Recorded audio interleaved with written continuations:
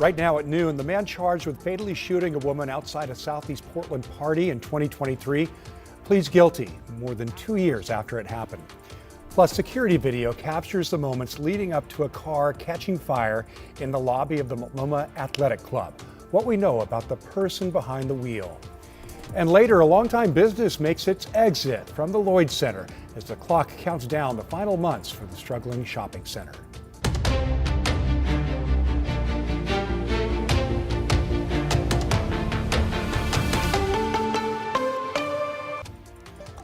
A man charged with shooting and killing a 26-year-old woman in 2023 pleaded guilty to manslaughter this morning. Thank you for joining us at noon. I'm Tim Gordon.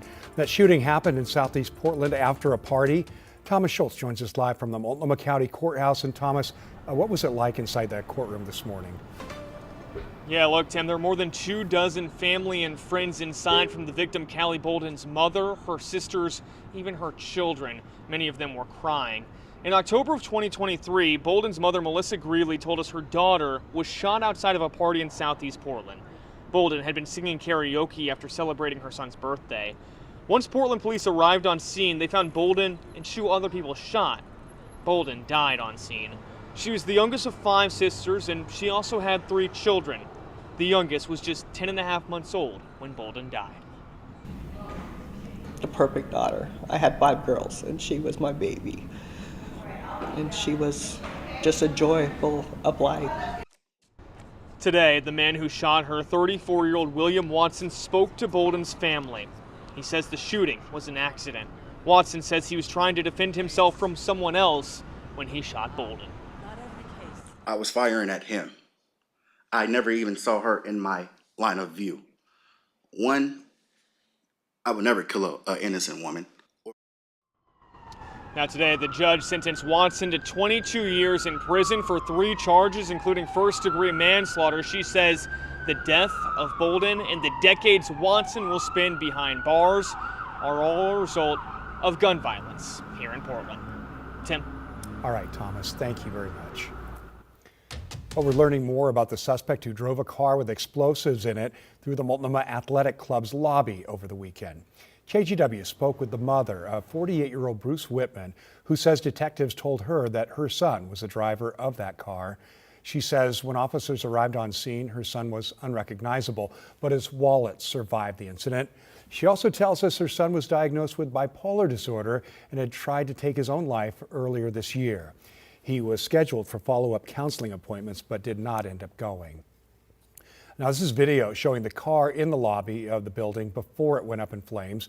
Whitman's mother says he worked as a bartender at Mac several years ago, but he was fired. She says there were issues with Whitman reportedly harassing people at the Mac. We spoke with nearby residents yesterday as explosive crews continued their investigation. I wish people would find better ways of talking to each other and don't shoot people, don't blow stuff up. Just try to, you can do a protest, do a peaceful protest. Don't hurt anybody. That's my point of view. The club says it will be closed through at least May 11th. Our Celine Stevens will have more in-depth reporting coming up at 4 o'clock. And a reminder, if you or someone you know is struggling, there is help available 24/7. Just call or text the National Suicide and Crisis Lifeline. Again, the number on your screen, 988. Well, police are looking for the suspect in a Northeast Portland shooting that injured 2 people last night. Portland police say this happened just before 8:30 Sunday night near Northeast 65th Avenue in Killingsworth. When officers got there, they found a man and a woman who had been shot. Both were taken to the hospital. There are no suspects at this time, but police are asking for anyone with information to reach out to their homicide tip line on your screen right now. In Salem, police are investigating a deadly shooting involving a Woodburn police officer. Woodburn police say they were responding to reports of an aggressive man near Arney Road over the weekend. They say the suspect, 37-year-old Israel Hernandez Martinez, had multiple tire irons on him when they approached. There was a fight and one officer fired, hitting Hernandez Martinez. He was pronounced dead at the scene. The Marion County Sheriff's Office and Oregon State Police are helping with that investigation. In Gresham, police are asking for help finding a missing 12-year-old girl. You see her picture on the screen there.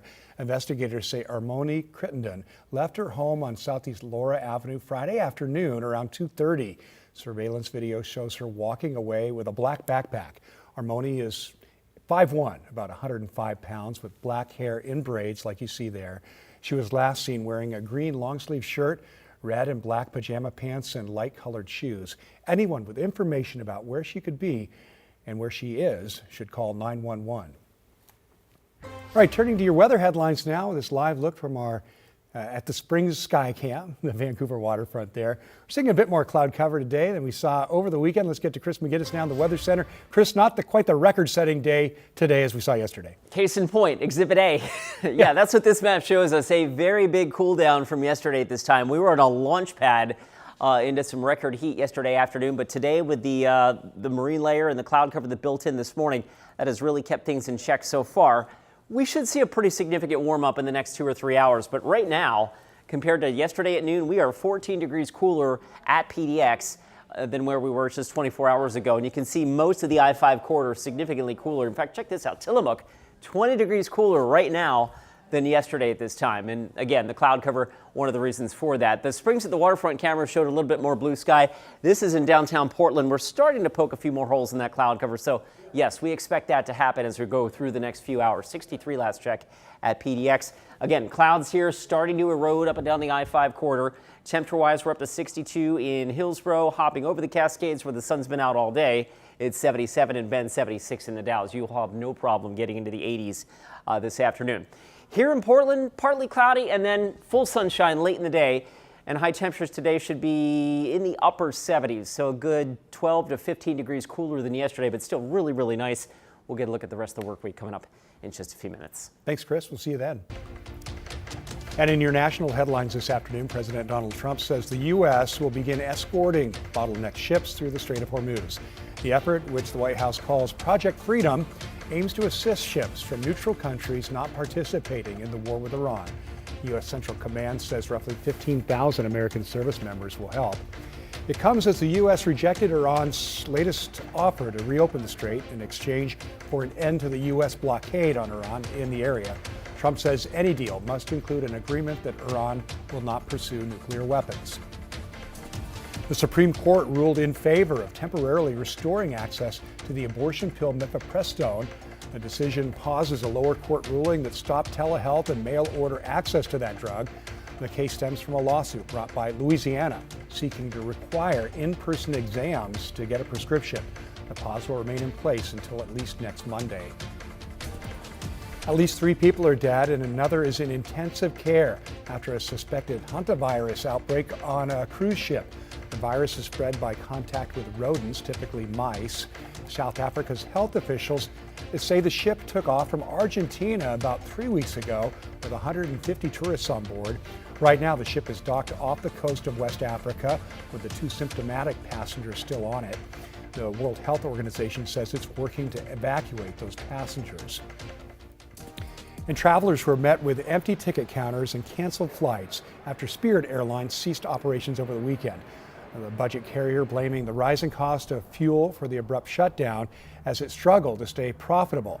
NBC's Tom Costello with more on this and how passengers have been impacted. The aftermath and the cleanup with a major shakeup in the airline industry. Spirit Airlines shut down. All flights canceled. Your flight has now been canceled. Customers across the country left stranded and confused. No one even knows what's going on. This is the line because Spirit just canceled hundreds of people's flights. It happened on Saturday at 3 a.m. with the company saying it had started an orderly wind down of operations, adding Spirit guests should not go to the airport. Card payers would receive a refund. But the announcement came as many Spirit passengers were preparing for travel. It's terrible, Spirit. I think you guys should have done better for us. The decision comes after financial turbulence for the budget airline, including 2 bankruptcies in the past 2 years.